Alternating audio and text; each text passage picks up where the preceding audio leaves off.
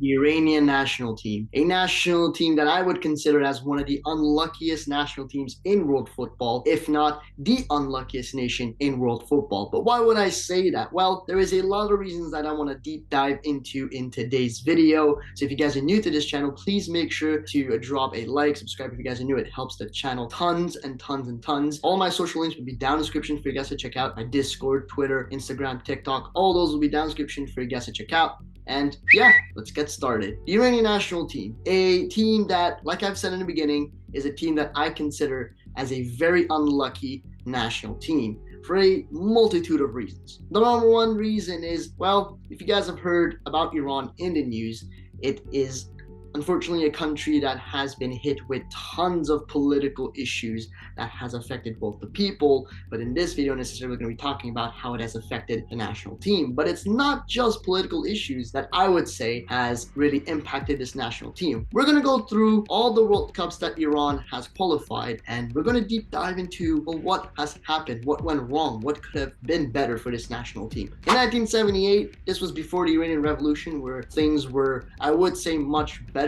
So I'm not really gonna go into that World Cup. But 20 years later, Iran will qualify to the 1998 FIFA World Cup in France alongside Germany, the United States, and Yugoslavia. Now, those two games aside, with Yugoslavia and Germany, I want to deep dive into the one against the United States. This game is probably the biggest, if not the biggest, game in Iranian football history, where Iran would win in our Iranian football culture, simply because, well, I mean, listen, we're talking politics, right? Iran and the US. I'm going to try my best to not make this video political, as in I'm going to try my best to, people that I know that watched the game back then have all told me the same thing, that it felt really damn good to beat the United States of America. And, you know, I guess I would have felt really great back then too. Other than that, that was the only game we won.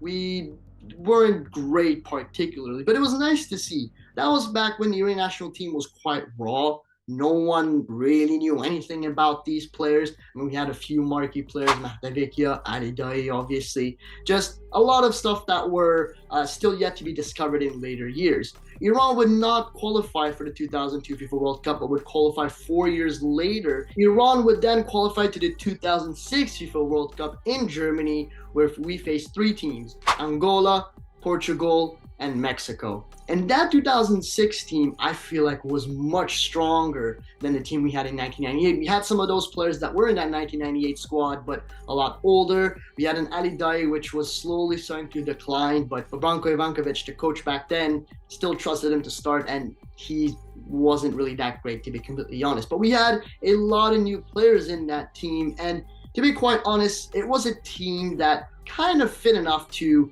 at least win against a team like Angola. Well, as you can see from the scoreline, we did not win against Angola. We tied against Angola, we lost against Mexico, and we lost against Portugal. So we only got 1 point. In our third ever World Cup, we get only 1 point out, and it's just another World Cup of disappointment. But yet again, the team is still somewhat raw. I mean, we still do not know much about this Iranian national team, simply because they aren't regulars in the World Cups. And again, in 2010, we would not get qualified in the World Cup. In 2009, it's going to be a little political here, the Green Movement happened in Iran, where people were not happy with the Iranian government and tried to replace them. There was a lot of players that were actually for the Green Movement, most notably Masoud Shojai, who he wore a green wristband. There was a lot of calls from the Iranian national team or the federation to ban these players because, well, you know, they're not for the regime, they're not for the government,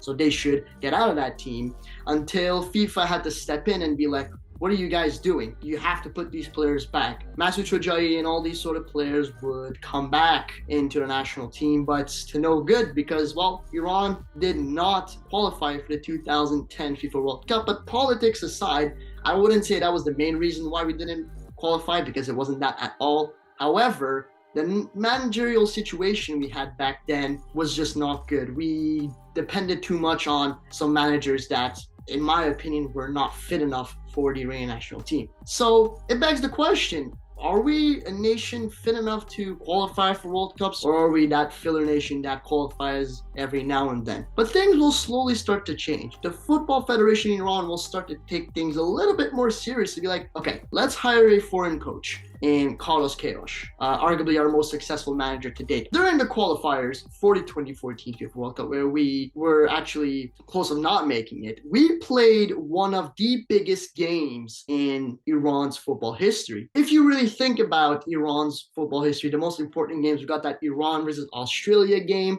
we got that Iran versus United States game in 1998, we got the one in 2022 that happened a few months ago, but we also have that one qualifier against South Korea where we absolutely needed to win.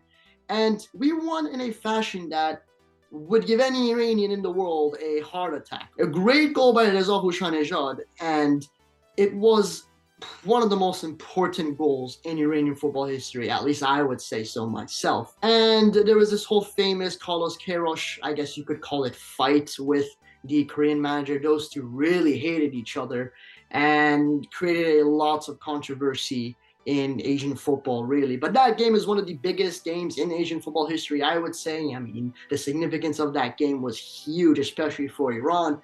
But that gave us our ticket to Brazil. In the 2014 FIFA World Cup, that was personally my first ever World Cup that I've witnessed Iran qualifying to. And I had some basic knowledge on some of the players. I was obviously not as much of a football fanatic that I am right now, but I did recognize some of the players, notably Ashkan Nejaga. We had Reza Hushanejad, the one who qualified us to the World Cup, and players like Javan Nekunam and such and such. I had no expectations because I truly did not have any idea on how truly good we were. Looking at the teams we played against in our group, we had Nigeria, Argentina, yes, Lionel Messi's Argentina, who reached the final that year, and Bosnia and Herzegovina. We're speaking prime Bosnia and Herzegovina with Dzeko and Pjanic and all these guys.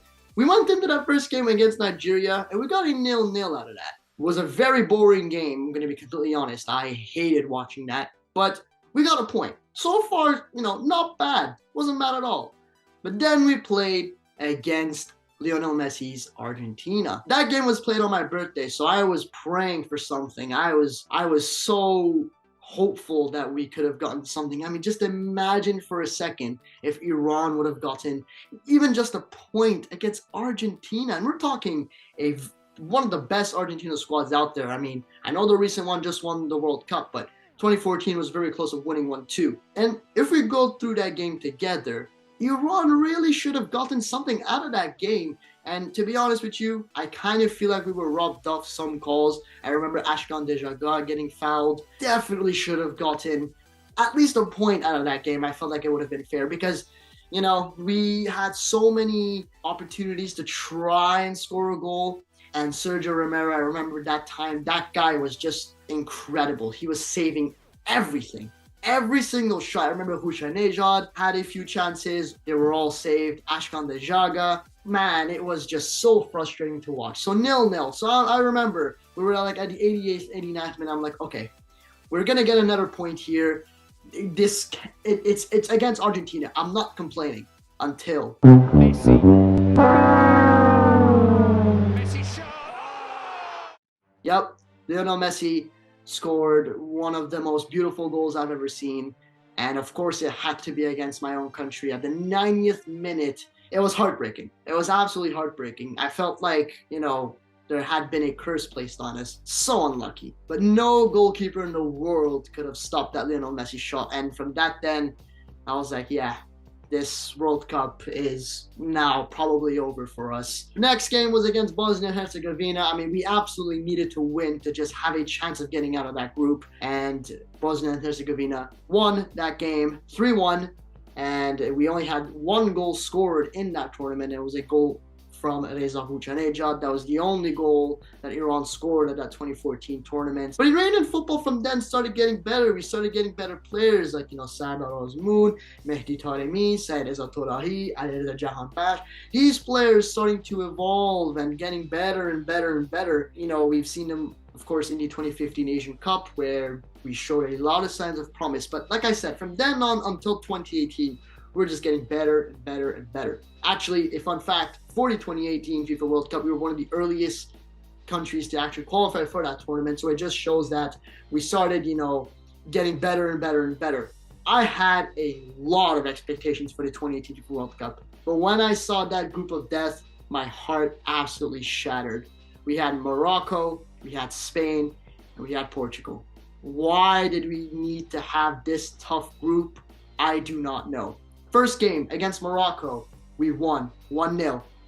Albeit it being an own goal by Aziz Bohaduz, I felt like us at least getting a point would have been fair, but luck was on our side for one time at least. So I'm sorry to my fellow Moroccan brothers, but that day was just not your day. We played our hearts out against Spain, and we only lost by a tiny margin of 1-0. And it was a disgraceful goal. I hated that goal that Diego Costa scored. But what comes along shatters my heart even more. Said Izzatullahi scored a goal that was unfortunately deemed offside. And that goal will later show you how important it would be had it been counted. We then play against Portugal. We're very unlucky as well with the referee calls. It kind of felt like an Argentina 2.0, whereas the referee was just blind to some of the things that Portugal were doing. Cristiano Ronaldo should have been sent off for an elbow on Iranian defender Mortaza Pouradiganji. Quaresma, despite scoring an amazing goal, was just being a very, very annoying player, flopping all around like a fish. They were still leading 1-0 until the last little moments. We had that Karim Ansari foul penalty that made it 1-1, but worst of all, we had that Mehdi Taremi miss. That miss is one that Iranians will never forget, probably. But had that Said Izzatullahi goal been counted, we would have made it out.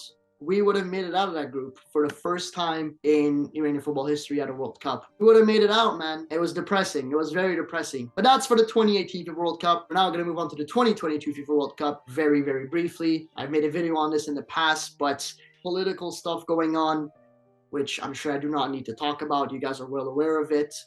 And destabilized the whole national team. The fans were not backing the team anymore. And can you really blame the players for not performing? If that game against England would have been replayed, I don't think we would lose 6-2. Obviously, I don't think anyone was expecting us to win, but it would have definitely not have ended 6-2. Let's be honest here. England made that Iranian team look like amateurs. Baron Van got injured. You can just see there's like a recurring theme of us just getting unlucky with so many things. It's so frustrating. It's so frustrating to talk about it. We had that against England. And then that Wales game, we started picking up stuff. Bro, we were amazing. We were dominating. We played some amazing football. We should have probably won better than a 2-0 score here. And then we played against the United States of America. Of course, we had to play against the United States of America. In 2022, where the country is doing its worst in terms of politics, playing against the US just adds salt to the wound, and we lost 1-0. It's depressing. It really is depressing. I don't want to go through that ever again, to be completely honest with you guys. But that's pretty much it for this whole, video here on just how unlucky this Iranian national team is. It definitely deserves better, in my opinion. It fights so hard to just receive the least. But perhaps one day we'll see the Iranian national team prosper again.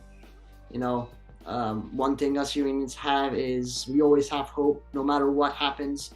And we are going to see what happens for the 2026 FIFA World Cup. Let me know down in the comment section down below. I would love to hear you guys' opinions and thoughts. Make sure to follow me on Twitter, Instagram, TikTok, Discord. All those links will be down in the description. You guys check out. And thank you guys so much for watching. And I'll see you guys in the next one. Damn, I'm on red alert. Else you went up in the